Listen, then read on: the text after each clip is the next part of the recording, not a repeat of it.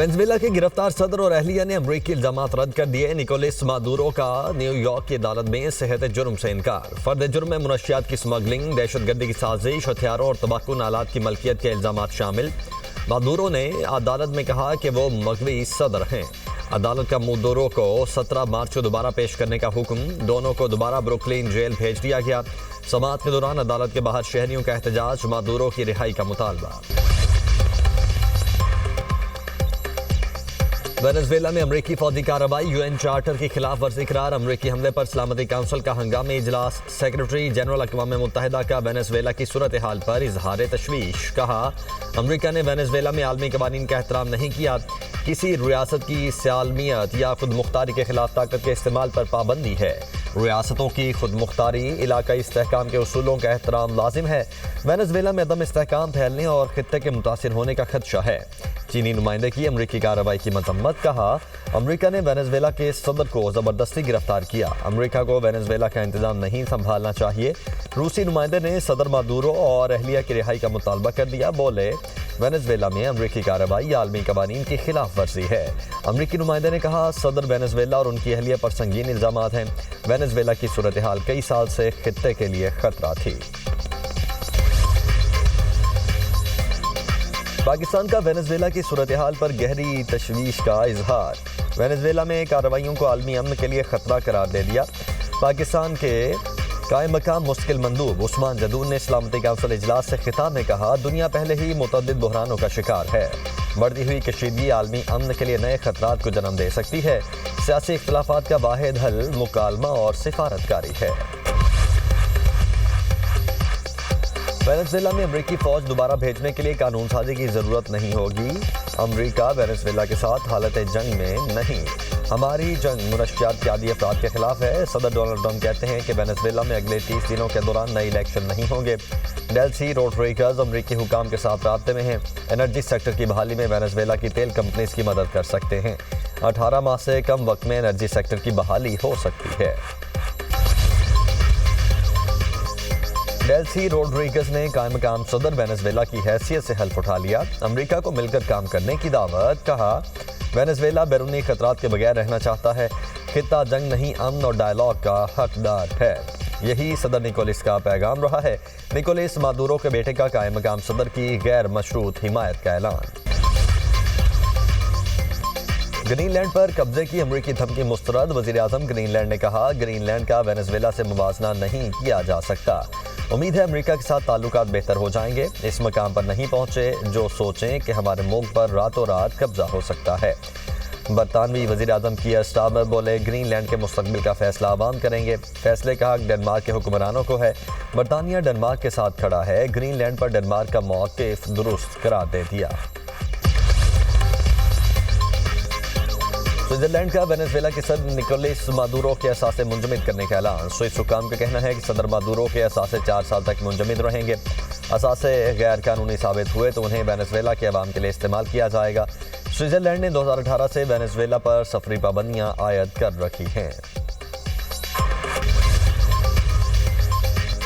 ملک کے مختلف شہروں میں دھند کے ڈیرے، حد نگاہ کم ہونے سے موٹر وے اور قومی شاہراہوں پر ٹریفک کی روانی متاثر۔ دھند کے باعث موٹر وے M1 پشاور سے برہان تک بند، M2 لاہور سے کوٹ مومن، M3 لاہور سے ملتان تک بند، M4 پر پنڈی بھٹیاں سے ملتان تک نو انٹری کا بورڈ آویزاں۔ موٹر وے M5 پر بھی ملتان سے سکھر تک گاڑیوں کا داخلہ ممنوع۔ لاہور سیالکوٹ موٹر وے M11 دھند کی وجہ سے بند۔ کراچی کے علاقے پاک کالونی میں پولیس اور ڈاکوؤں میں مبینہ مقابلہ۔ 3 ڈاکو انجام کو پہنچ گئے۔ فائرنگ کے تبادلے کے بعد 3 ڈاکوؤں کو شدید زخمی حالت میں گرفتار کیا گیا۔ ہاسپٹل لے جاتے ہوئے تینوں ڈاکو ہلاک ہو گئے۔ اسلحہ، چھینے ہوئے موبائل فون اور نقدی برآمد۔ پولیس اہلکار بلٹ پروف جیکٹ کی وجہ سے محفوظ رہے۔ ادھر بہاڑی میں بھی مبینہ پولیس مقابلہ، 2 ڈاکو مارے گئے۔ شناخت انور خان اور تہذیب احسن کے نام سے ہوئی۔ کراچی میں بارود سے بھرے ٹرک کے ذریعے دہشت گردی کا بڑا منصوبہ ناکام۔ مقدمہ درج، CTD کی کارروائی میں 3 دہشت گرد گرفتار۔ 2000 کلو سے زائد بارودی مواد برآمد۔ ایڈیشنل IG ذوالفقار لارق اور DIG غلام اظفر مہیسر کی پریس کانفرنس۔ کہا کئی دنوں کی محنت کے بعد ایک دہشت گرد کو گرفتار کیا گیا۔ تفتیش کے دوران مزید 2 دہشت گردوں کو پکڑا گیا۔ دہشت گرد کراچی میں سویلین اہداف کو نشانہ بنانے کی منصوبہ بندی کر رہے تھے۔ دہشت گردوں نے شہر سے دور ایک مکان کرائے پر لے رکھا تھا۔ کارروائی کے دوران 30 سے زائد پلاسٹک ڈرمز اور 5 دھاتی گیس سلنڈرز میں بارودی مواد برآمد کیا گیا۔ ابتدائی تحقیقات کے مطابق دھماکہ خیز مواد افغانستان سے بلوچستان کے راستے کراچی لایا گیا۔ نیٹ ورک کو ہمسایہ ملکوں سے آپریٹ کیا جا رہا تھا۔ دہشت گردوں کے تانے بانے بشیر زیب، مجید بریگیڈ اور فتنہ الہندوستان سے ملتے ہیں۔ گرفتار دہشت گردوں کی نشاندہی پر چھاپہ مار کارروائیاں، خواتین سمیت متعدد افراد کو حراست میں لے لیا گیا۔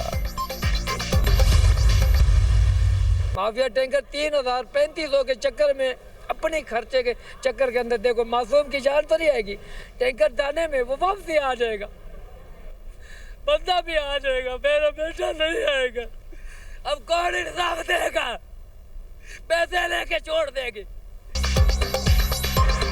کراچی میں ہیوی ٹریفک نے ایک اور جان لے لی۔ منگو پیر غریب آباد میں گلی میں کھیلتے 7 سالہ بچے کو واٹر ٹینکر نے روند ڈالا۔ پولیس نے ڈرائیور کو گرفتار کر کے ٹینکر بھی ضبط کر لیا۔ بچے عارف کا والد غم سے نڈھال۔ گفتگو کرتے ہوئے کہا واٹر ٹینکر گلی میں پانی ڈال کر واپس جا رہا تھا، پیچھے جاتے ہوئے واٹر ٹینکر نے بچے کو کچل دیا۔ واٹر ٹینکر کے ڈرائیور نے ہینڈز فری لگائی ہوئی تھی۔ لوگوں نے شور کر کے ٹینکر ڈرائیور کو آواز دے کر روکنے کی کوشش کی، ڈرائیور نے لوگوں کی آواز نہیں سنی۔ کراچی میں چند روز کے دوران ٹریفک حادثات میں 5 بچوں سمیت 19 افراد جان گنوا چکے۔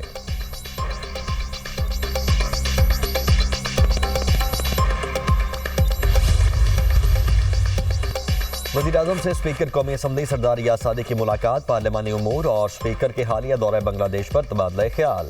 اسپیکر نے بھارتی وزیر خارجہ جے شنکر سے ملاقات پر وزیراعظم کو اعتماد میں لیا۔ ریاض صادق نے بتایا بھارتی وزیر خارجہ نے خود میری نشست پر آ کر ملاقات کی، خود اپنا تعارف کروایا، میں نے بھی ان کا احوال دریافت کیا۔ بھارتی وزیر خارجہ سے غیر رسمی ملاقات کے دوران محتاط رویہ اختیار کیا۔ سردار ریاض صادق کا بڑا انکشاف، کہا بھارتی وفد نے مجھے خالدہ ضیاء کے جنازے میں شرکت سے زبردستی روکنے کی کوشش کی۔ پاکستان، مالدیپ، نیپال، بھوٹان کے وفود کو ایک بس میں جنازہ گاہ لایا گیا۔ بس میں سوار ہوا تو بھارتی وزیر خارجہ جے شنکر اور ہائی کمشنر فرنٹ سیٹ پر بیٹھے تھے۔ بس جنازگاہ پہنچی تو بھارتی ہائی کمشنر بس کے دروازے پر کھڑے ہو گئے، نیچے اترنے لگا تو بولے آپ مت جائیں، نیچے رش ہے، آپ کو خطرہ ہے۔ ان سے کہا دروازہ کھولیں، آیا ہی جنازے میں شرکت کے لیے ہوں۔ دروازہ نہیں کھولا تو غصے سے بولا دروازہ کھولو۔ اس نے دروازہ کھولا تو نیپال اور مالدیپ کے وفود کو ساتھ لے کر نیچے اتر گیا۔ بھارتی ہائی کمشنر کی پوری کوشش تھی نماز جنازہ نہ پڑھ سکوں اور یہ اسے ایشو بنا سکیں۔ بھارتی وفد پوری تیاری کے ساتھ منصوبہ بندی کے تحت وہاں آیا تھا۔ پاکستان اور چین کا دہشت گردی کے خلاف زیرو ٹالرنس پالیسی اور سیکیورٹی تعاون مزید بڑھانے پر اتفاق، خود مختاری، علاقائی سالمیت اور دہشت گردی کے خلاف جنگ میں بھرپور تعاون کا اعلان۔ جنوبی ایشیا میں امن یک طرفہ اقدامات کی مخالفت، تنازعات کے حل پر زور، مسئلہ کشمیر کے پرامن حل کے لیے اقوام متحدہ قراردادوں کی اہمیت پر اتفاق۔ بیجنگ میں چینی وزیر خارجہ اور اسحاق ڈار کی مشترکہ صدارت میں 7ویں پاک چین اسٹریٹجک ڈائیلاگ کے بعد مشترکہ اعلامیہ جاری۔ پاکستان کا ایک چین پالیسی، تائیوان، سنکیانگ، تبت، ہانگ کانگ، جنوبی بحیرہ چین سے متعلق چین کی مکمل حمایت کا اعادہ۔ اسٹریٹجک اور سیاسی تعاون، دفاع، معاشی شعبہ جات، تجارت کے حوالے سے غور، سرمایہ کاری، ثقافت کے شعبوں میں تعاون اور عوامی روابط کا بھی جائزہ۔ نائب وزیر اعظم اسحاق ڈار کا دورہ چین مکمل کر کے وطن واپس پہنچ گئے۔ چاروں صوبوں میں اگر آپ کو کہیں کوئی فرق نظر آتا ہے تو اس کا یہ بڑا آسان جواب ہے لوگوں کے پاس کہ پنجاب کو پیسہ زیادہ ملتا ہے۔ یہ ایک بالکل جھوٹ اور غلط بات ہے۔ تمام صوبوں کو ان کے جو پاپولیشن ہے اس کے حساب سے ان کو اپنے جو عوام ہیں اس صوبے کے جو سٹیزنز ہیں ان کے لیے صوبے کے حساب سے پیسہ ملتا ہے۔ فرق اتنا ہے کہ پنجاب کے عوام کا جو پیسہ ہے پوری دیانتداری کے ساتھ پنجاب کے عوام پہ لگ رہا ہے۔ نوجوانوں بہکاوے میں نہ آنا کہ پنجاب کو زیادہ پیسے ملتے ہیں، اس بہکاوے میں بھی نہیں آنا کسی صوبے کے پاس پیسے کم ہیں اور وہ پیچھے ہے۔ وزیر اعلیٰ پنجاب مریم نواز کا نیشنل ورکشاپ بلوچستان کے شرکاء سے خطاب، کہا چاروں صوبوں کو ان کی آبادی کے اعتبار سے پیسہ ملتا ہے، پنجاب کے عوام کا پیسہ بڑی دیانتداری سے انہی پر لگ رہا ہے۔ ہمارے دروازے دوسرے صوبوں کے عوام کے لیے ہمیشہ کھلے ہیں۔ پنجاب بھر میں سفارش اور رشوت کا کلچر بالکل ختم کر دیا۔ اچھی گورننس سے بڑھ کر کوئی سیاست نہیں۔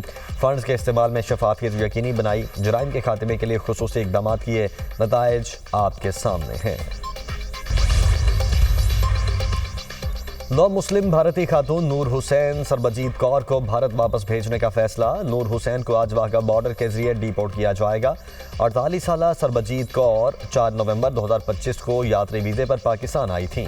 بھارتی خاتون نے 5 نومبر 2025 کو اسلام قبول کیا اور شیخو پورہ کے رہائشی ناصر حسین سے نکاح کر لیا تھا۔